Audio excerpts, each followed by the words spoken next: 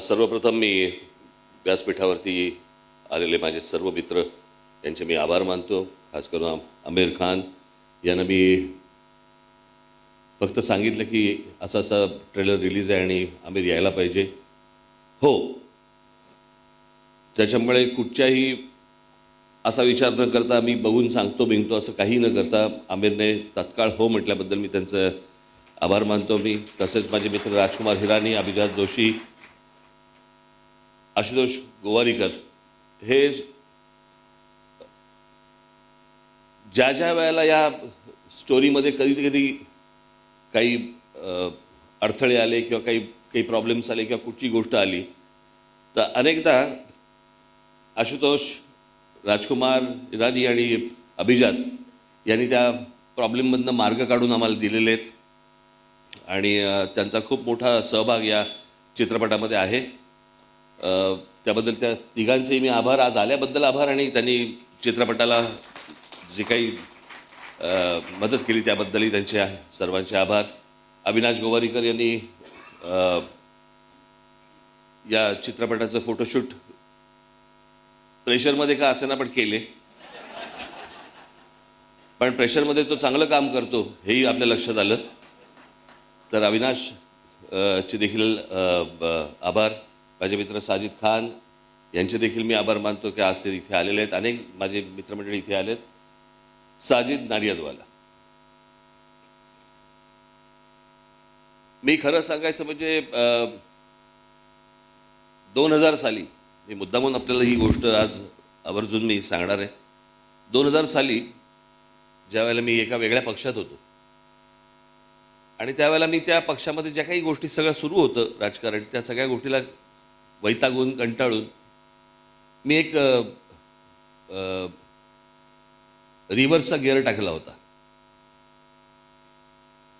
आणि मला असं वाटत होतं की नको ते राजकारण, मला जायचंच नाही, त्या राजकारणामध्ये पुढे काही करायचंच नाही, मला इच्छाच नाही मला. आणि मला असले काहीतरी गोंधळ बिंदळ घालून मला काही करायचं नाही, मी राजकारण हळूहळू सोडून देतो, मला कुठचे धक्केही द्यायचे नव्हते, काही करायचं नव्हतं. त्यावेळेला मी साजिद नाडियादवाला आणि मी आम्ही अनेकदा सतत भेटायचो, बोलायचो. आपल्याला फिल्म प्रोडक्शन कंपनी सुरू करायची, मला फिल्म सुरू करायचे, मला फिल्म प्रोड्यूस करायचे वगैरे वगैरे. एके दिवशी मी पुन्हा राजकारणामध्ये वळण्याचं कारण हे साजिद नाडियादवाला आहेत.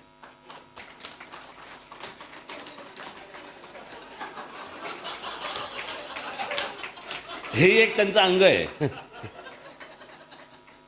नाही, त्यांनी मला फक्त एकच गोष्ट सांगितली की राजभाई, मैं प्रोड्यूसर हूँ, प्रोड्यूसर किस तरह से काम करता है मुझे मालूम है, क्या क्या करना पड़ता है मुझे मालूम है. राज ठाकरे प्रोड्यूसर बनके वो सारी चीजें करते हुए मैं देख नहीं पाऊंगा. आप जहां पे हो आप वहां पे रहो, फिल्में तो बनती रहेगी, आगे भी बनाएंगे, अभी भी बनाएंगे. आणि त्याच्यानंतर मग परत मी राजकारणामध्ये इन्व्हॉल्व झालो, मग परत सगळ्या गोष्टी सुरू झाल्या आणि आज इतक्या वर्षांनी आज एक प्रोडक्शन कंपनी सुरू केली. आणि ही प्रोडक्शन कंपनी सुरू करताना मला तेजस्विनी पंडित भेटल्या, साजिद नाडियादवाला तर होतेच, आणि या सगळ्या ह्याच्यात मराठी फिल्म, मराठी चित्रपट, उत्तम चित्रपट मराठीमध्ये बनत आहेत. परंतु ज्या प्रकारच्या इतर रिजनल फिल्म्स ज्या प्रकारच्या मोठ्या होताना दिसत आहेत त्या प्रकारे आपल्याला मराठी फिल्म देखील मोठी करणं, मोठी बनवणं ही गरजेची आहे, आवश्यक आहे, असं मला आम्हा सगळ्यांनाच वाटत होतं. आणि त्याच्यामधनं ही एक नंबर नावाचा चित्रपट आज उभा राहिला. इथे केदार शिंदे आलेत की नाही मला माहिती नाहीत, आलेत का केदार शिंदे? परंतु मी त्यांचेही देखील आभार मानेन, कारण एक नंबर हे टायटल त्यांनी दिलं, त्यांनी सांगितलं की हे त्या टायटल असावं. आज इथे टीममध्ये काम करणारे सगळ्यांनीच मेहनत घेतली. आज अजय अतुल इथे आहेत. अजय अतुल यांच्याबद्दल मी आता काय सांगणार, किती वर्ष आपण एकत्र काम करतोय, त्याला काय. मग अजय आणि अतुल यांना मी असं म्हटलं की ताक पण कळतं आणि ताडी पण कळते. हां, म्हणजे चांगलं चांगलं करायचं गाणं का झिंगवालं करायचं गाणं, दोन्ही गोष्टी त्यांना पटकन कळतात. त्याच्यामुळे माझे अनेक वर्षापासूनचे मित्र आहेत ते आज या प्रोडक्शन कंपनीचे ते देखील एक साथीदार आहेत. त्याच्यामुळे त्यांचे देखील मी आभार मानतो. आज त्याचे चित्रपटाचे लेखक अरविंद जगताप इथे बसलेले आहेत. त्याचे कथा ही तेजस्विनी पंडित आणि धैर्य या दोघांची असली तरी या सगळ्या गोष्टीला एक दर्जेदार वळण हे आमचे लेखक अरविंद जगताप आणि आमचा विनायक. कुठे विनायक? हां, चष्मा. अरे उभे राहून नमस्कार करा ना लोकांना. हां, या दोघांनी प्रचंड मेहनत घेतली, अजूनही घेतात. आमचे जोशी इथे बसलेले आहेत, त्यांनी देखील प्रचंड मेहनत घेतली. आज अनेक लोक आहेत.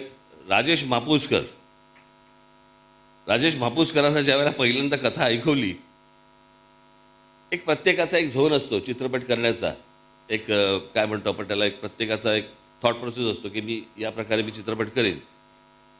तर मी ज्यावेळेला त्यांना ही सगळी ऐकवल्यावरती म्हटलं, राजेश झेपेल ना? ते बोलले नक्की झेपेल. आणि मगाशी त्यांनी ते सांगितलं त्याप्रमाणे खरंच येते. मी महाराष्ट्र माझा या एका लाईनवरती ते सगळेजण सगळ्या टीम आतमध्ये शिरल्या आणि एक अप्रतिम कलाकृती त्यांनी इथे केलेली आहे. माझे इथे मित्र संजय मोने इथे बसलेले आहेत, त्यांचंही या चित्रपटामध्ये मोठं काम आहे. त्याच्यानंतर आमचे राया भावे आलेत की नाही मला माहिती नाही.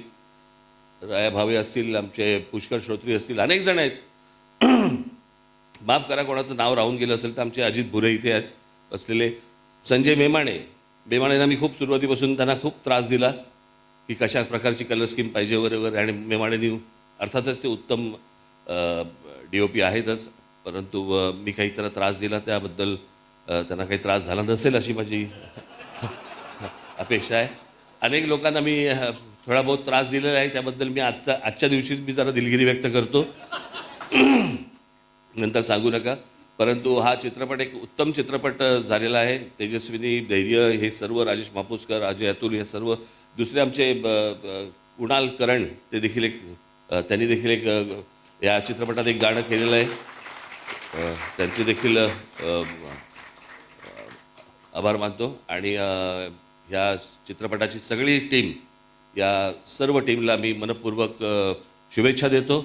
मराठीमधली आजपर्यंतची सगळ्यात मोठी ब्लॉकबस्टर चित्रपट हा ठरू दे अशी एक आशा अपेक्षा बाळगतो. झीने आम्हाला जी साथ दिली, सुभाषचंद्र गोयल यांच्याकडे मी जेव्हा गेलो त्यावेळेला त्यांनी तात्काळ हो म्हणून सांगितलं आणि हा चित्रपट आज झीने आज हातामध्ये घेतला आहे. सगळ्या गोष्टी आज झी करतंय, झी स्टुडिओज करतायत, त्याबद्दल त्यांचे देखील मी आभार मानतो. अजून कोणाचे राहून गेले असतील तर मला कळवा, मी जाहीर त्यांची आभार मानायला तयार आहे.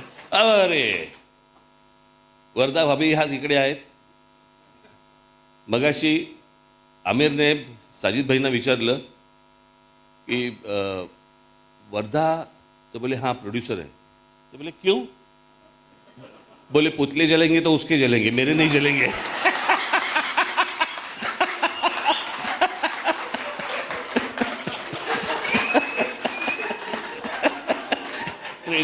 ट्रेलर देखने के बाद पुतले जलेंगे तो उसके जलेंगे, मेरे नहीं जलेंगे.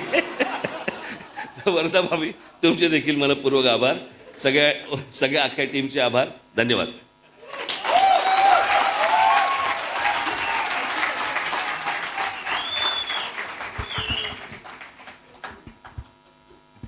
मी आता एक नंबर या चित्रपटाच्या संपूर्ण टीमला मंचावर आमंत्रित करते.